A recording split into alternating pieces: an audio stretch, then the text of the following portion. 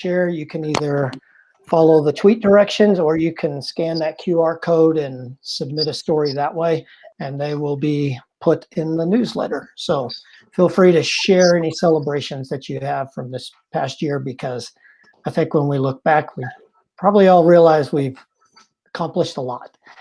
So any questions on that before we get started? Morning, Melissa. All right, so like I said, this is engagement and SEL strategies. And we're going to start this off with a quick activity here.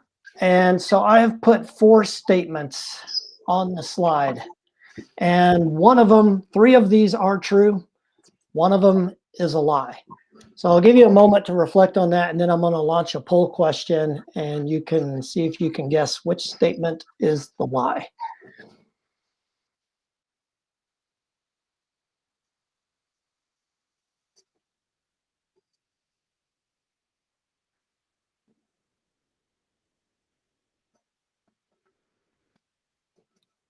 All right, so I just launched the poll. So if you go to that top right-hand corner and pull up the poll question.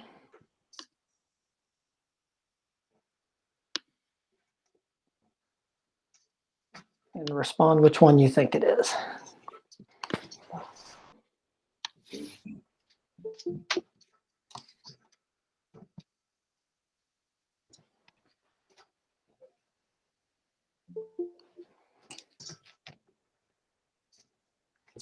So those who just joined us, we're doing a quick activity here at the beginning where I've got 4 statements up here from my own life, and everyone's trying to guess which one the lie is. We have 7 votes in so far, so we'll give it 8 votes. So we'll give it another 30 seconds to a minute.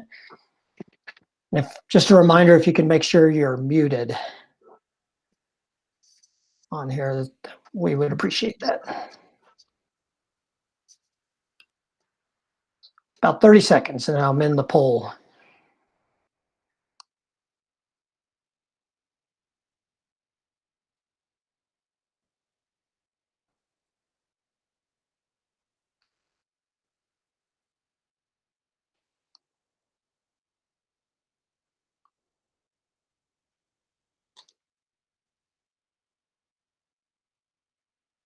Okay. So just for time purposes, I'm going to go ahead and end the poll. And if you can see the result. So 6 people voted for D, and that is the lie in the story. I will tell you, D was partially true. So I did get dehydrated once at the bottom of the Grand Canyon in August, and with a touch of food poisoning, and it was my 4th time down there. And I did think I was going to need to be rescued, but I was able to make it out the next day somehow. I barely made it to the hotel room after that. So that one was partially true. Yes, I did accidentally start a fire at church with charcoal, the little charcoal briquettes that go in the incense for like an Easter Sunday Mass. That's what I was guilty of.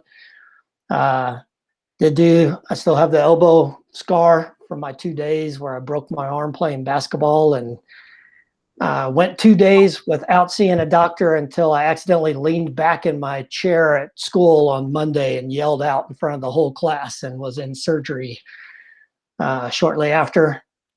And A kind of proves that, yes, I did have a temper as a kid. I manage it now and control it, but I did wreak some havoc at home. So that was our little activity to get started. And now we'll continue with the rest.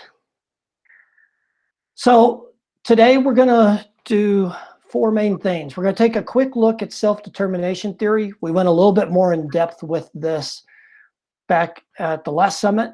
And in combination with that, we'll look at the SEL skills.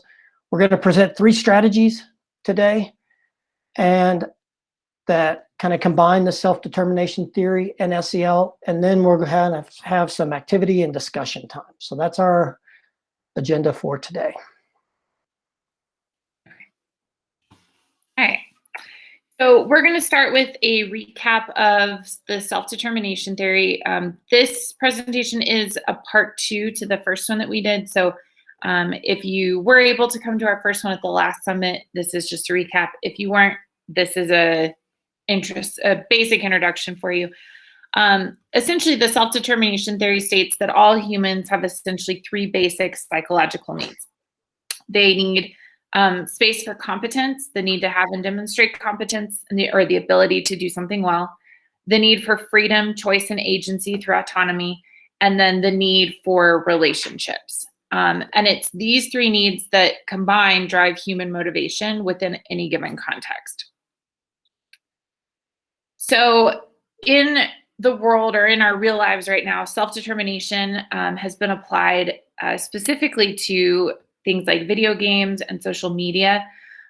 So all of the components are present in video games as far as the autonomy, competence, and then it provides that relational aspect. Social media does the same thing. So our students are very involved in social media and video games because self-determination theory, or it kind of explains why they're so involved in it. Sports, social relationships, and then even workplace motivation also fuels those same needs, which is why the more competence that people can display, the better relationships and the opportunity for autonomy improve intrinsic motivation in students and adults alike. This is just a recap of our 5 SEL components: self-awareness, self-management, social awareness, relationship building, and problem solving. So today, as we're going over the 3 activities or strategies that you could implement into your classroom, we're going to be looking at it from the point of view, how does it fit within the self-determination theory, as well as what SEL skills does it either teach explicitly or can be embedded within them. So, lost my train of thought for a second. There we go. So that's basal. How do these, we're going to be asking you to think about how do the 3 strategies we talk about integrate both the self-determination theory and those SEL skills, and how can you adjust for different contexts, whether you're hybrid, virtual, or fully back in person. And also, which of the following topics, under these topics, do the strategies fall? So we're going to be looking at opportunities for writing, problem solving, discussion, debate, research, etc. Because we felt like these topics were natural avenues for these strategies to work within, as well as to engage in self-determination theory discussion and SEL. All right, so the first one, strategy, we've already kind of seen. I just changed it up a little bit, but it's the 2 truths, 1 lie. And we picked this strategy primarily as a relationship builder. So go ahead and go to the next slide, Michaela. Okay. So on that, the questions that I took the poll on, this was something that I used every year with my 8th graders. And it was on the first day of school. And right away, they got to learn something about me. And then they wanted more. Like they would make me go and tell the full story of how I burnt down the church, or almost burnt down the church. And so right away, we started establishing that relationship. And it would come up throughout the year. So if one of them was doing something, they'd be like, don't make him mad. Remember, he's got a temper. Or they would say, remember, he burns down churches, so be careful with him. And so it just became a joke. And so it's a good relationship builder. So you could also do this, though, where I had students create personal examples, and then we can take everybody's and play. Now it feeds into natural, like a Kahoot that we can play and learn about the class all at once, and we're kind of building that community. So that's a little expanded piece of it. There's a lot of variations we can do of the 2 truths, 1 lie. I mean, you can flip it. 2 lies, 1 truth, 3 facts, 1 opinion. So don't feel constrained by it has to be 2 truths, 1 lie. The basic idea, though, is they're having some creation of this 2 or 3, and you can adapt it for your classroom needs. How could we use this as an SEL activity? Well, I think when we go back to the SEL skills chart, you'll see there's lots of ways we could do this. One example is one of the SEL skills is recognizing strengths. So we could have students identify 3 strengths of theirs and focus on the strengths in one area of improvement. So it could easily be made into SEL. We could build this towards more rigor. And so here's the thing I encourage is for your content, once you start getting the mindset of this 2 truths, 1 lie, all of a sudden it can take off beyond relationship building. So you could look for supporting pieces of evidence and one that doesn't support it. And so when we were creating this slide deck, the thoughts started coming and then it just kept expanding. And then finally, how can you build this as a routine to make it a consistent strategy? Like, is this a once a unit thing that you can do? That's something to consider. So here's some examples for different contents. And sorry, we don't have more on the electives. We're primarily maths, social studies, and language arts here. So for example, in math, you could give the students a problem and they could either do this as a group or on their own, and they could come up with one correct solution, but then maybe work it a couple ways students might make mistakes. And we're taking that same concept, but just taking it to a higher level. If we want to focus more on autonomy, even though this isn't really 2 truths, 1 lie, it could be you have 3 assignments, pick 2, don't choose 1. That same concept can start to expand in many other areas. In science, lab observations. So maybe there was something they thought they were going to see and didn't see. That could be their non-observation. And then what they actually did see could be their observations. So this is expanded into content. Okay, next one. So with this strategy, then at the end, we can ask ourselves, how did self-determination and SEL skills apply? So you saw how the relationship building, I explicitly used this strategy for relationship building to build that community. So in terms of self-determination theory, this is a pretty easy skill to build competence around, especially if you start off something like relationship building and then expand. Autonomy, students had that freedom of choice, like if they have the 3 assignments and they choose 2, or even within what they're selecting, they're having more choice on what they select instead of answering a multiple choice.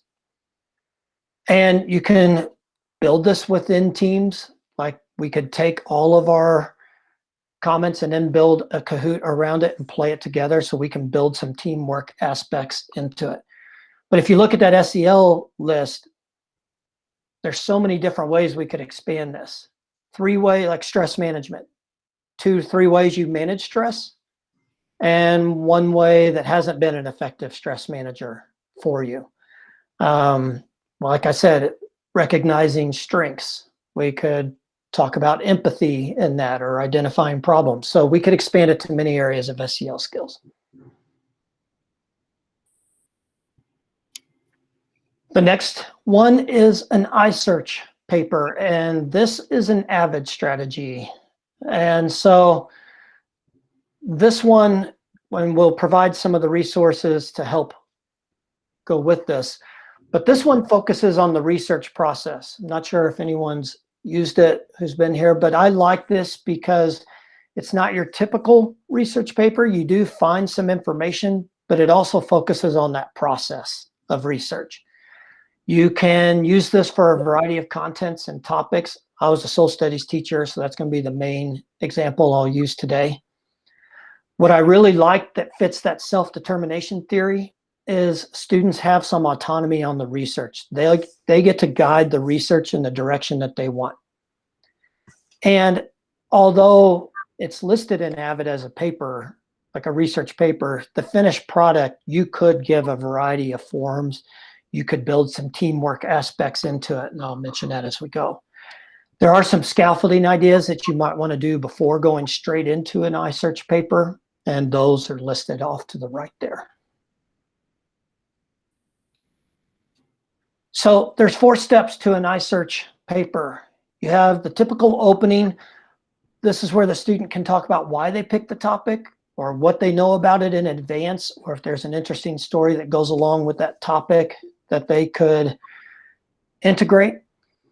So that'll be like 1 paragraph of the paper. Another section of the paper is they actually discuss the resources they used and kind of what caught their interest as they researched. The third part is really the only part that's typical of a lot of research papers, and that's the what they actually discovered. And then part 4, and this will point out of how it fits with the SEL skills. It's a reflection. How did they grow as a researcher? What did they learn? What would they do differently if they had to go back to the beginning of this? So you can see 2 of those sections actually focus on process. So here's an example that I used in my history class. And so I taught 8th grade history, and during the Revolutionary War, I would give this topic. It was after we kind of studied the main part of the war, and this was kind of a deeper dive. So I gave them 4 choices of topic, and this is where they start to get some autonomy because they could choose according to their interest. They write an original question. So let's say they pick spying during the war. Their original question is pretty broad. What was spying like during the Revolutionary War? Then I gave them a day to take notes on that and just start seeing what they found out about spying in the Revolutionary War. And so they did that. And at the end of that first day, I was like, did something in particular catch your interest, a particular person? And so some of them had noticed this Culper spy ring. And so now they write a follow-up question. What was the Culper spy ring? And their second day of research is now in the direction that they're choosing. And so they get to guide it. And at the end, you know, it was refreshing for me because as the grader, they were taking these in all sorts of directions, and I couldn't research everything, but I could start to see some similarities, and I was learning stuff that I hadn't researched before. So they found some directions they could help the class in. So that's an example of how you could use that. So like I said, this was adapted from Avid Workbook. I've included kind of a research template that I used in class to kind of get them started on it, the directions for a paper, and just a basic rubric that I used when grading this, but it kept that focus on the research process. So again, at the end of the strategy, we look, how does self-determination? So this helps build competence because they get to focus on the research process and they get to reflect on how they're getting better with their research. The autonomy, they had choice of topic, and then they guided the research. The relationships, okay, it's not naturally built into the strategy, but I could easily take like any students who had chosen the spying category, I could put them in a group together and start to compile and let them present what they found and kind of share with each other. So I can build teamwork into that. And then under problem solving of SEL, we see that reflecting. We could see under social awareness, if we could set it up to where they see different perspectives and that appreciating diversity, like letting them choose the topic that fits them best. So those SEL skills can be applied also within that iSearch paper. All right. And our last strategy is actually a discussion protocol. And I'm sure some of you have typed in discussion protocols or you've come across several in your teaching careers, and there are many, many out there. So today we're going to look at the 4A's text protocol. And it is for analyzing and responding to text, but just like with Mark said with the 2 truths and 1 lie, it can be expanded and adapted for your needs, but it provides a good structure and framework that's simple for students to follow along with and also to do in class for any length of time. So the objective of this protocol is just to, like I said, to provide a simple framework for students to make connections to text and or media and to discuss with peers. So I've placed the procedure up there, and then we've linked some other things to it. So the original procedure is, a group reads a text, looks at a problem, watches a piece of media independently, and they write notes in answer to the following 4 questions. And the original protocol has 4 A's, but you can add your own A's, you can add extras, you can change it to the 4 E's, whatever fits. So the original is, what assumptions does the author creator hold? What do you agree with? What do you want to argue with? And what parts do you aspire to? And then in the first round, each person just identifies one assumption, cites their evidence from whatever media that they were reading or watching, and then it continues in rounds and facilitates a conversation. And at the end of the session, you end the session with an open discussion framed around a question such as, what does this mean for you moving forward or in our learning? So there's always an extension question at the end to follow that up. So this protocol connects to self-determination theory in that it provides students with a chance to focus on components that stand out to them. So it allows them that freedom to really pick out the things that are ahas for them, whether it's in text or in media. And if you wanted to add extra discussion A's and then provide a choice, that also allows students some autonomy. So maybe you added in 2 extra A's and you allowed the students to pick the 4 that best worked for them. Competence, this provides students with low risk opportunity to share their thinking based on evidence. So it's a very loose framework in that there's a lot of choice and a lot of flexibility, and with some buildup and some scaffolding for particular students in your class, this is kind of a low risk way for students to get out their thoughts. And like I said, it can be easily scaffolded for language learners, students needing extra processing time, and students who are more reluctant to speak out in less structured activities. So, and finally, relational. This provides students with multiple opportunities to practice active listening, consider a variety of perspectives, and then learn how to respectfully disagree with their peers. So they're learning those relationship skills. And it can lead to extension activities or discussions that continue to allow students to build upon those classroom relationships. So, and as I mentioned on the first slide, this is a really good protocol because it is easy to modify. So really, you just have to look for 4 components that fit whatever you're trying to have your students identify or learn, and go with there. So I gave the 4 T's of music as an example for music teachers, and then some 4 C's of historical events: cause, characters involved, consequences, and considerations for the future. So it's nice because it gives flexibility to the teacher as well as some flexibility to the students with choice around which things they focus on. So here are some more examples of how this can be used throughout the content areas, not just in social studies or English language arts, but in science, discussing ethics in the science field, discussing complex systems. In math, you could modify it to analyze other people's work and solutions. It can be used as maybe a step up to a debating platform, kind of a scaffold to getting students prepared for that.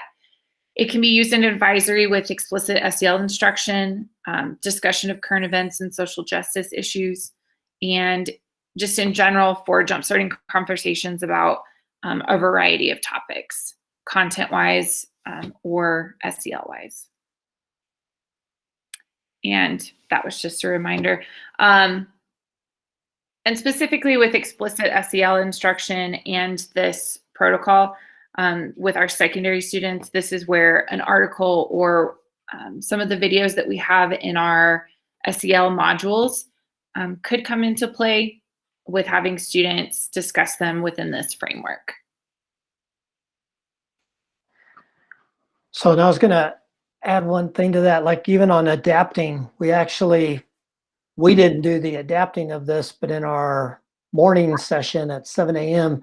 on resilience, there's a 4 S's of resilience. And so it follows the same framework that helps you build resilience in students. And that was nice to see how it fit in with this. So we're going to give some time to work right now. And so what we're going to do is we're going to take 15 minutes at this time, and you can turn your camera off, but just please stay in this main meet room. And I'll put this link in the, oh, it changed on me. So give me just a moment and I'll drop, you can either pull it up from the slide deck or I'll put this in the chat just to make sure. So you're going to need this activity page. And we have something built around the 3 strategies. So one option is to look at the 2 truths, 1 lie. One option is the iSearch paper, or one option is the 4 A's. So what we're going to do is take 15 minutes. You can choose, you can try to look at all 3 if you want. You can focus in on one that really caught your attention. This 15-minute work time with the activity page is up to you. And at the end of this, we'll go into breakout rooms just to see kind of what's caught your interest or discuss how you could use this in your class. Are there any questions about what we're working on right now?